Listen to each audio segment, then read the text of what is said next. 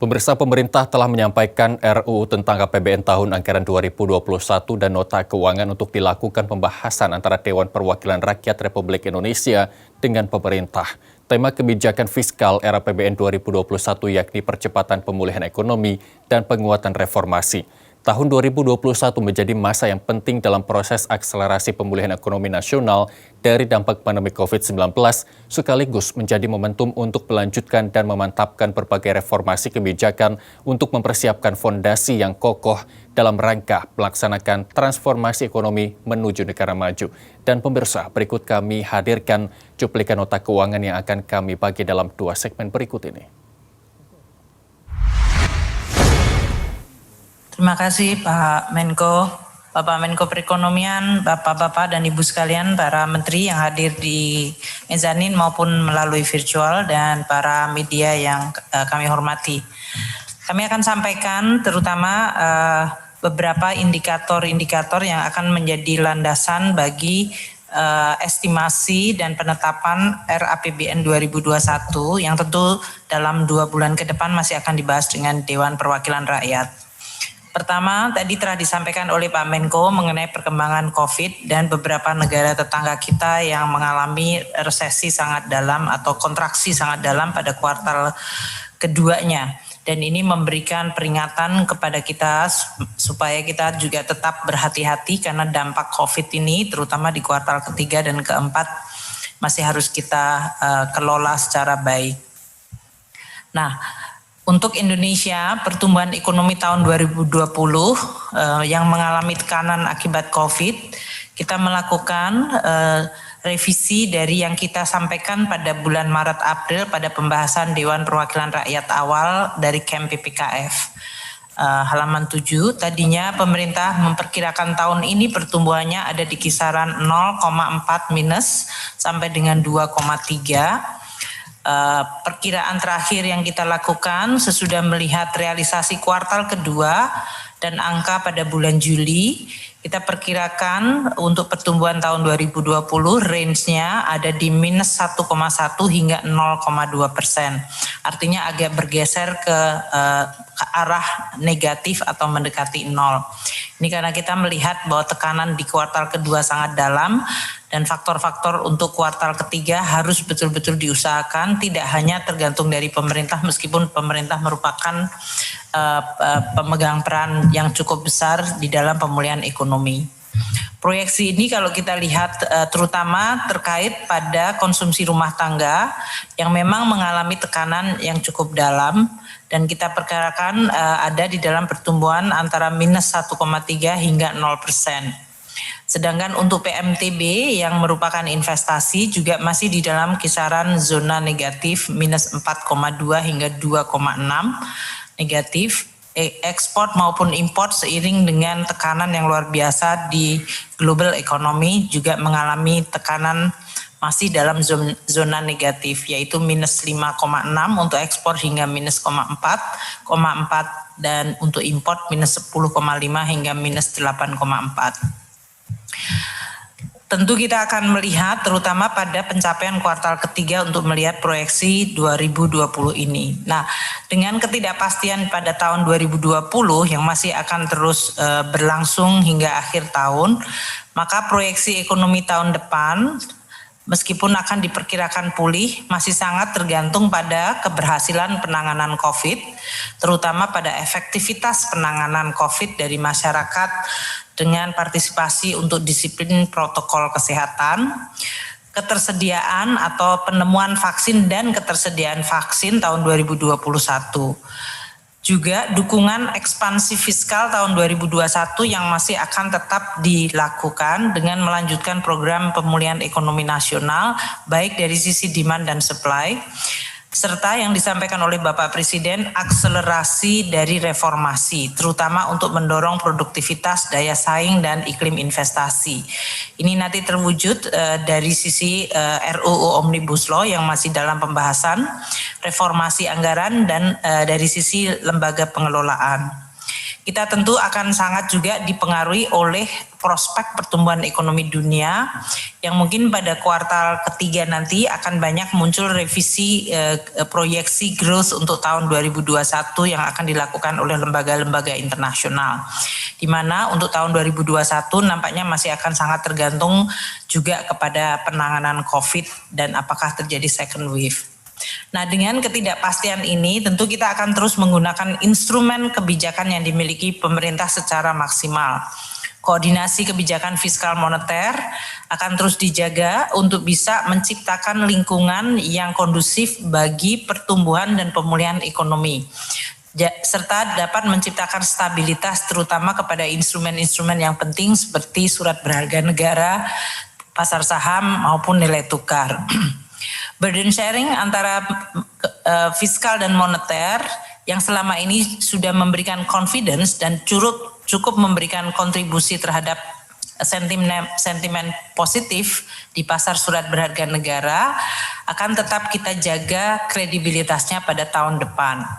Dengan pemahaman bahwa situasi ini memang sangat eksepsional, namun kita tetap hati-hati untuk membangun fundamental dan kembali kepada track pertumbuhan ekonomi yang sehat. Nilai tukar tahun 2020 akan bergerak menguat pada kisaran 14.600. Beberapa faktor yang mempengaruhi adalah pemulihan ekonomi kita yang akan tentu menarik arus modal ke dalam, dan terutama kalau faktor reform Omnibus Law juga akan bisa selesai, maka akan menciptakan confidence masuk ke capital flow masuk ke Indonesia, dan ini pasti akan mengurangi volatilitas. Normalisasi kebijakan moneter dari negara Amerika dan negara-negara maju mungkin masih akan tertunda karena pemulihan ekonomi mungkin masih sangat tidak pasti. Dan peluang pemulihan ekonomi negara maju akan memberikan sentimen positif terhadap neraca pembayaran. Nah, dari sisi inflasi, kami dengan Bank Indonesia akan tetap menjaga pemerintah untuk tetap dijaga pada kisaran 3%. Terutama bagi sisi pemerintah adalah inflasi yang berasal dari produk-produk yang dijaga oleh pemerintah maupun pada sisi volatile food. Ini yang selama ini Bapak Presiden telah memberikan perhatian luar biasa, makanya nanti anggaran mengenai ketahanan pangan menjadi salah satu yang menjadi prioritas yang sangat tinggi. Harga minyak untuk tahun 2021 diperkirakan pada kisaran $45 per barel.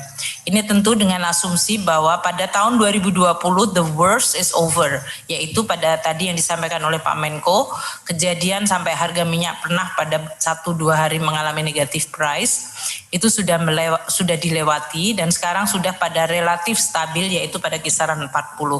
Dengan seiring sedikit pemulihan yang terjadi di level global dan beberapa emerging, kita berharap harga minyak akan meningkat pada level pertengahan di 40-an, antara 40-50, yaitu $45 per barel.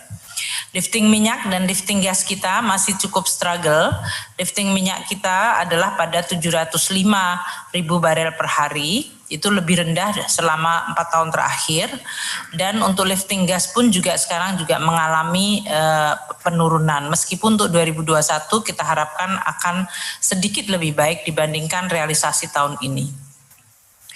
Untuk angka kemiskinan dan pengangguran, tadi Bapak Presiden telah menyampaikan dalam pidatonya bahwa memang kita mengalami situasi cukup berat dengan adanya COVID ini, di mana target kemiskinan kita mungkin terkena dampak dari adanya COVID yang kemudian menimbulkan kenaikan jumlah kemiskinan.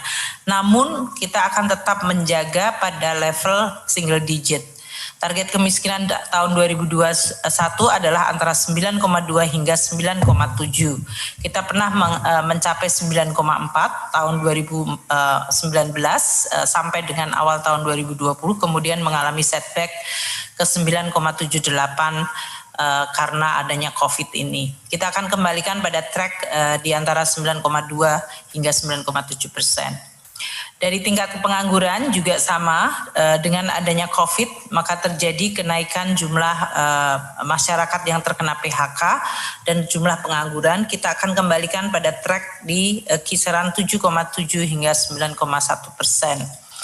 Untuk Gini ratio kita akan jaga, meskipun COVID ini memang akan menimbulkan dampak terhadap pelebaran kesenjangan akibat daerah-daerah atau masyarakat yang memiliki akses infrastruktur mungkin diuntungkan, namun daerah-daerah yang belum memiliki akses infrastruktur terasa sekali ketertinggalan dan keterbatasan karena adanya COVID ini. Makanya nanti di 2021 ini infrastruktur akan di-push lagi dan ICT akan ditingkatkan secara cukup signifikan.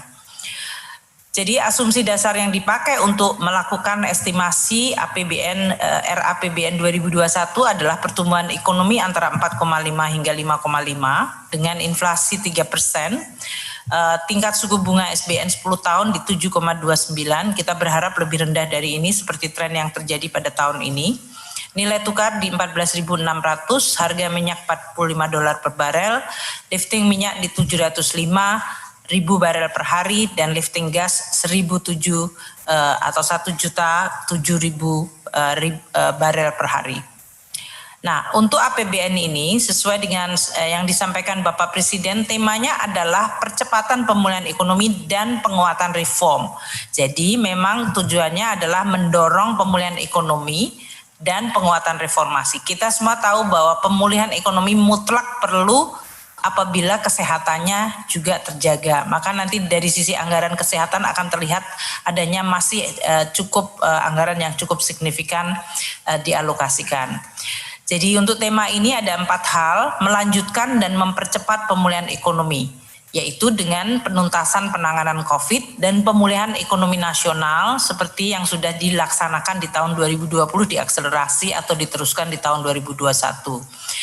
Untuk reformasi struktural akan dilakukan penguatan, terutama ini di bawah Pak Menko Perekonomian, banyak sekali peningkatan dan perbaikan iklim investasi, daya saing, dan mendorong inovasi, perbaikan kualitas SDM, melalui berbagai kegiatan vokasi, pendidikan, dan penelitian, reformasi di bidang kesehatan dan perlindungan sosial. Untuk reformasi APBN sendiri, baik dari sisi pembelanjaan, spending better, dan dari sisi pendapatan, yaitu dari sisi reformasi di bidang perpajakan. Untuk prioritas pembangunan nasional akan dilakukan prioritas dan mendorong kembali prioritas nasional yang penting seperti bidang SDM, yaitu kesehatan pendidikan, dan untuk bidang infrastruktur yaitu teknologi komunikasi, kemudian infrastruktur yang lain, serta untuk bidang pariwisata dan ketahanan pangan. Nah, tahun 2021 defisit APBN di 5,5%. Ini lebih besar dari yang tadi dibahas dengan DPR semasa kita membahas sebelum reses, yaitu pada rancangan APBN 2021 tentang pokok-pokok kebijakan fiskal. Defisit 5,5% ditetapkan karena kita masih melihat COVID-19 memberikan ketidakpastian yang masih akan berlangsung sampai tahun depan. Dan oleh karena itu kebutuhan untuk pemulihan ekonomi dan untuk ekspansi fiskal untuk mendukung pemulihan dan penanganan kesehatan masih dirasakan penting. Sementara dari sisi pendapatan negara, kita masih akan emphasize-nya atau tekanannya lebih pada memberikan insentif untuk pemulihan ekonomi. Oleh karena itu, target dari gross penerimaan negara dari perpajakan memang dibuat tidak terlalu tinggi. Untuk belanja negara, kita akan tetap mendukung program-program seperti Bansos untuk akselerasi pemulihan, terutama untuk daya beli masyarakat yang paling rendah, akses untuk UMKM dan koperasi melalui subsidi bunga KUR, dan dukungan program pada sektor terdampak seperti pangan dan pariwisata. Dan untuk bidang pembiayaan, kita masih akan melakukan restrukturisasi BUMN, BLU, dan pembentukan Sovereign Wealth Fund sesuai dengan amanat dalam Omnibus Law yang insya Allah mungkin bisa disepakati.